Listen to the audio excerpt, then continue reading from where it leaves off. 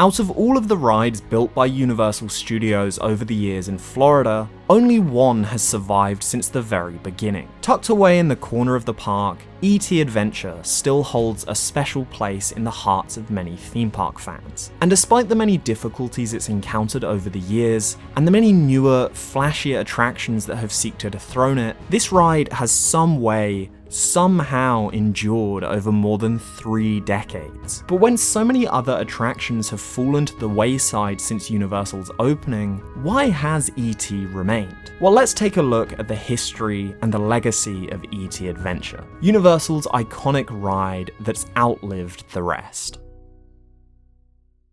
In the late 1980s, the theme park studio war was in full swing, as the two entertainment giants Disney and Universal both raced to open respective movie studio theme parks in Central Florida. In an effort to outdo each other, both companies were keen to bring on board blockbuster Hollywood talent to help create rides themed to the most popular movie franchises of the era. In 1986, Disney would begin a partnership with George Lucas, which would eventually morph into Lucasfilm properties making their way to Disney MGM Studios, in the form of the Indiana Jones Stunt Show Spectacular and an East Coast version of the motion simulator ride Star Tours. And in that same year, Universal would bring Steven Spielberg on board to serve as a creative consultant for the then fledgling Universal Studios Florida. Multiple of the park's attractions would be based on movies he either directed or worked on through his production company Amblin Entertainment, with the director being personally involved in the creation of rides based on Jaws and Back to the Future. And in addition to those two attractions, Spielberg would work closely on Universal Studios' only family dark ride, an opening day ride based on his 1982 film E.T. the Extraterrestrial, named E.T. Adventure. Having a ride based on the movie was a big win for Universal. At the time, E.T. was the highest grossing movie ever, a record that would only be broken in 1993 by, coincidentally, another Steven Spielberg movie, Jurassic Park. And while E.T. Adventure may not have been expected to be quite as big of a draw as the big thrills of Jaws, Confrontation, and Earthquake, it would serve an important role in providing one of the few experiences for guests of all ages. E.T. Adventure would be directed by former Disney Imagineer Peter Alexander. The ride was planned to recreate the film's iconic flying bike finale, using a ride system similar to Disney's Peter Pan's Flight, simulating the flying bikes. However, the ride wouldn't just be a recreation of the movie, as guests wouldn't only travel to the other side of the forest, but instead all the way to E.T.'s homeworld, the Green Planet. E.T.'s home planet had never been shown in the film, but it had been mentioned in a novelized sequel named E.T. The Book of the Green Planet, which served as a key piece of source material for the design of the second half of the ride. Steven Spielberg approved of the concept on one condition. He stressed that E.T. was a personal film, and to emphasize this, it was important that guests should have some kind of personal moment with E.T. somewhere during the ride. So to achieve this, a finale was theorized where E.T. would say the names of each one of the guests as he said goodbye at the end of the ride. With the ride plan approved, E.T. Adventure began construction in Orlando at a cost of $45 million. Or $108 million adjusted for inflation. And on June 7th, 1990, the ride was ready to open alongside the rest of the brand new Universal Studios Florida. E.T. Adventure was situated in an area at the park named Expo Center, alongside the show Animal Actors and the soon-to-open Back to the Future the ride. Like most attractions at Universal, E.T. took place inside a large movie soundstage. Walking inside the building, the interior was decorated to fit this movie theme, with miscellaneous rigging on the walls and closed set signs posted everywhere. In the first room inside, guests would arrive at the pre-show, a video where Steven Spielberg would greet them from a movie theater. In keeping with this movie theme, E.T. Adventure would not take guests to the real world of E.T., but instead a movie set where E.T. was being filmed. Spielberg would inform guests that they'd just been cast as actors in some scenes they were filming, recreating moments from the original movie. He would explain that with E.T. stranded on Earth, his homeworld, the Green Planet, was dying. E.T.'s teacher, another alien character that originally appeared in the book named Botanicus, had sent a message asking for him to come home. Guests would have to ride a dirt bike to take E.T. back to the Green Planet, where they would meet up with Botanicus and some of E.T.'s other friends. E.T. himself would then show up in the pre-show video, and Spielberg would remember that as guests were entering a closed set, they would need to pick up an access pass from one of the set's stagehands in the next room. In reality, this access pass was how E.T. would say each of the guests' names at the end of the ride. As guests exited the pre-show room, they would give their first names to a Universal team member, who would hand them their pass and direct them onto set. The next part of the queue was the Hollywood set The Forest E.T. first arrives in the movie. A nighttime scene with large redwood trees in between the queue line and a strong pine scent pumped into the room. In the queue, guests would spot two NASA officials in spacesuits surveying the area. Further along, they would find the makeshift phone home device from the film with the speak and spell display reading out "Help E.T." And elsewhere in the queue, a holographic transmission of Botanicus would appear, urging guests to help bring E.T. home. Really, this was an animatronic doused in green light and a fog machine who would emerge periodically. At the end of the forest, guests would finally board their ride vehicle, made to look like a group of dirt bikes, or alternatively a spaceship for guests with access requirements. Sitting in the front of the ride vehicle in a basket and covered in a blanket was E.T. The ride would begin on the ground level, as the bikes passed through a group of NASA scientists at their base of operations. The scientists would spot the guests and chase them. The bikes would swerve past a jeep and bounce across the roof of a police car as they raced through the dark forest. Guests would hear radio chatter from the police trying to catch them, and as they rounded the corner, two more police cars would appear in front of them, appearing to trap them. But as they approached, the ride would have its signature moment, as the bikes suddenly take off into the air. From here, they would pass over a miniature city scene, showing the buildings far below them, in a very similar style to the miniature London from Peter Pan's Flight. And the iconic silhouettes of bicycles would pass over the moon in the distance, just like in the movie. In the next scene, it was time for guests to take E.T. to the Green Planet. They would travel through a tunnel of stars marking their interplanetary journey, and with a flash of light, they would emerge through a fog effect to arrive at E.T.'s home world, still partially covered in darkness, as it hadn't yet been saved. There, they'd be greeted by Botanicus, standing in front of the spaceship that originally left E.T. behind on Earth. E.T. would then disappear from the basket and appear as an animatronic, using his healing touch to bring life back to the planet. A light effect would travel across the wall, and more of E.T.'s friends would welcome him back and celebrate their planet being healed. Several other animatronic aliens, named Tikli, Orbidon, and Magdol. Once the planet had been healed, E.T. and several baby E.T.s would celebrate, and the vehicle would travel through several scenes, showcasing the planet in its now healthy state. In addition to the book, Peter Alexander based the design of the Green Planet on his own experiences visiting coral reefs as a child, and so the scenes were packed with brightly coloured plants of different shapes and sizes,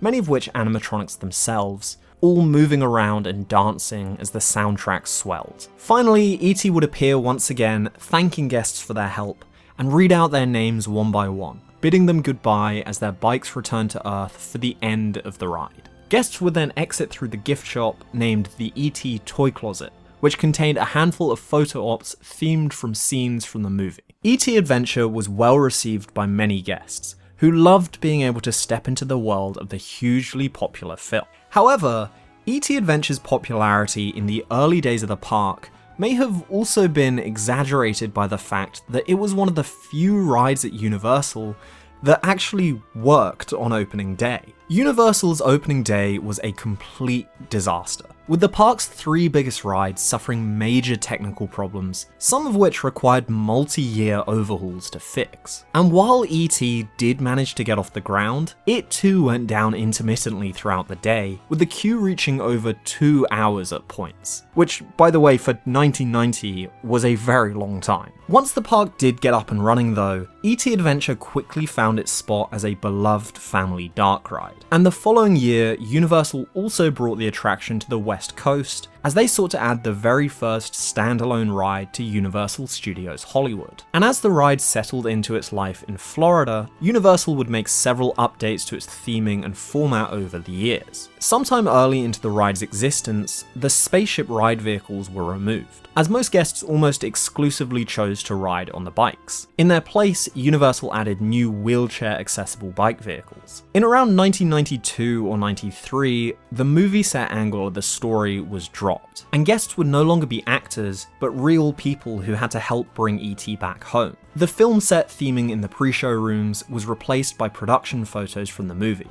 and Steven Spielberg would reprise his role in the pre-show video, which would now take place in a forest, similar to the one in the Q area. He would no longer mention the spaceships, but just the dirt bikes, and to fit the new theme, the set passes were changed to interplanetary passports. In 2001, a third version of the ride was built as an opening day attraction at Universal Studios Japan, and the following year, the pre-show on all versions was updated once again for the film's 20th anniversary. A slightly older Spielberg would appear in the forest, almost the same as before, with some small quality of life changes, such as reminding guests that they didn't have to pedal on the bikes, to avoid confusing riders who thought they were real, and showing previews of what E.T.'s friends look like, perhaps done to avoid the many young children who rode E.T. Adventure from being terrified of the animatronics when they finally encountered them. Which, I mean, that's fair enough. But other than a handful of small improvements over time, E.T. Adventure remained relatively unchanged during the early 2000s. And despite the bigger, more popular rides that were open across the park in Florida, it still drew a large number of guests. Park guests loved the whimsical nature of the ride, the feeling of flying over the city, the trip to the green planet, and of course,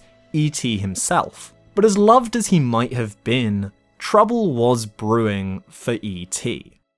In 2002, Universal Studios Florida closed Confrontation to make way for the new indoor roller coaster Revenge of the Mummy. The ride was an instant success, and the following year it was decided to bring Revenge of the Mummy to Hollywood on the park's lower lot, replacing E.T. Adventure. The ride was gutted, and Hollywood's Botanicus animatronic was left to decay backstage in the park. And in 2009, the same thing would happen to the version in Japan, when it was replaced by a different indoor roller coaster, Space Fantasy the Ride. Back in Florida, several of the classic attractions from the park's early years were closing too. The Fantastic World of Hanna-Barbera closed in 2002. Alfred Hitchcock: The Art of Making Movies was closed the following year. 2005 saw the closure of the Nickelodeon Studios. In 2007, Earthquake was rethemed to Disaster, and Back to the Future the Ride was replaced by the Simpsons Ride. And with the 2012 closure of Jaws, E.T. Adventure,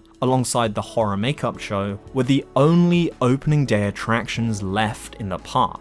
Many fans felt it was now just a matter of time before E.T. returned to the Green Planet for good, and Universal lost the ride forever. But for some reason, E.T. Adventure just would not die. In fact, the year Jaws closed, the ride received a refurbishment, and 2 years later in 2014, the computer system that allowed E.T. to say people's names received an update, expanding the catalogue to over 20,000. In the years following, yet more attractions, now ones younger than E.T. Adventure, were replaced. Twister closed in 2015, Terminator 2 3D closed in 2017, Fear Factor Live in 2021. In 2023, Woody Woodpecker's Kid Zone, which had absorbed E.T. Adventure when the Expo Center area was rethemed, closed, as a new DreamWorks land was built in its place. And once again, the ride looked to be in peril. It just seemed obvious. Everything else was falling around it,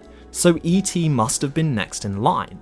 Except it wasn't. And the ride kept going strong. In early 2018, the Botanicus figure in the queue broke. Potentially this meant it was gone forever, as Universal would probably not bother to fix such an old effect in such an old attraction. But less than 6 months later, Botanicus was back. It seems that every opportunity Universal have to let E.T. Adventure disappear, they do exactly the opposite, and somehow add stuff to this 30-year-old ride. As of literally the day that I wrote this part of the script, the wall of the restroom next to the building has had flying bike silhouettes added to it. Fans are thrilled at the survival of E.T. Adventure, but it's still a bit confusing as to why it's managed to survive for so long. When so many other classic rides and attractions have been removed, why has this in particular remained? Well, for years now, there has been one rumour going around about E.T.'s status. Supposedly, when he heard about the closure of Jaws, Steven Spielberg was furious that Universal had removed it without consulting him. And the rumour is that in response to this, he threatened to remove all of his properties from Universal's parks if they ever attempted to do the same thing to E.T. Of course, Jurassic Park is still a huge franchise that exists in multiple places across Universal's theme parks. And so, fearing a major loss of IP, Universal has accepted Spielberg's terms and allowed E.T. Adventure to remain open all this time. Now, the exact details of Spielberg's current deal with Universal are not fully known and are often debated, but he has worked incredibly closely with the park since its inception. But this rumour is most likely completely false. He is someone that does care a lot about the design of theme park attractions, and it would make sense that he would be particularly fond of this ride, considering it represents one of his most successful movies, and because he's literally in it. But there's just no evidence of his supposed protectiveness over it. Plus, it's already closed twice in other locations. The more I look into this rumour, the more I think it's likely that people are just confusing this story with the very real story about his anger over the removal of the orca boat from the Jaws movie that used to sit on the Universal Studio Tour in Hollywood. In reality, I think the reason why E.T. Adventure has survived for as long as it has is quite simple. It being in the area of the park that it is, an area that's never been particularly busy, allows it to be quite unassuming and out of the way. And so its age has never really mattered as much to Universal as a ride that was front and center in the park like Confrontation or Jaws. But secondly, and perhaps more importantly, the ride is just good. And people really love it. There's something about flying through the air with E.T., looking down on the city below that just feels really fun. It's the exact same feeling as Peter Pan's flight, and that ride's been a fan favourite since the 50s. And at a park where so many of the rides have typically been designed around high-intensity thrills, E.T. has always been able to appeal to guests of all ages. But that's not to say that it's boring. Even though the ride does move pretty slow, I've always loved the initial chase scene through the forest, and it still feels really exciting to finally take off. And as the ride has aged, the love people have for it has definitely been amplified by nostalgia. The longer it sticks around, the more people love it because it's been around for so long. Nowadays, the ride represents Universal's last of an old era of theme park dark ride. An era before 3D, before screens, where all of the theming had to be done practically, which gives it this really cool aesthetic in the same way that practical effects in movies do. And a lot of those practical sets still look great. The Green Planet finale in particular features over 300 plants and other decorations that make the scene a spectacular cacophony of colour. Now, because of its age, while it doesn't have things like screens that people often criticise, it also doesn't benefit from the advancements in theme park technology that plenty of newer rides at Universal have. For example, the human animatronics in the forest scene have aged terribly. But for a lot of people, that old school feel of the ride as a whole is a huge part of the charm. There's a lot to be said for the emotional impact of a theme park ride when it comes to its longevity. For a ride to become a classic, it doesn't have to be the most show-stopping, but it does have to be a good time.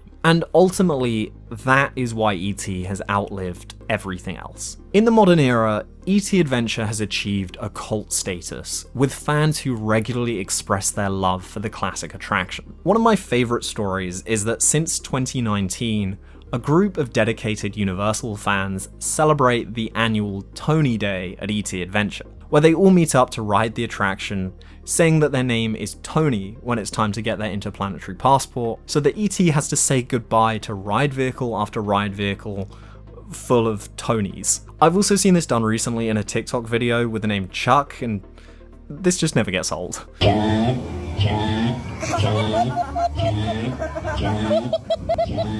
E.T. Adventure is still going strong. It's never been the most popular ride in the park, but it still gets a decent attendance. This year, the new DreamWorks land right next to it does feel like it's threatening E.T. a little bit. I really hope this video doesn't age poorly in like 2 months' time, but so far there have been no signs that the ride is going anywhere. In my opinion, the ride will be here to stay for at least a while longer. There's just no reason to close it. I also like that Universal seems very aware of the love people have for E.T. Adventure. In recent years, a tribute store has opened in the resort, selling merchandise and featuring displays themed around its defunct and classic attractions, and E.T. always makes an appearance. It's a far cry from the way that Disney seems to pretend things never existed. Let me know what your opinions on E.T. Adventure are. Do you think it should stay or go? Do you think it'll go soon? Let me know in the comments. And if you haven't already, please consider hitting subscribe so you don't miss new videos about theme parks coming in the future.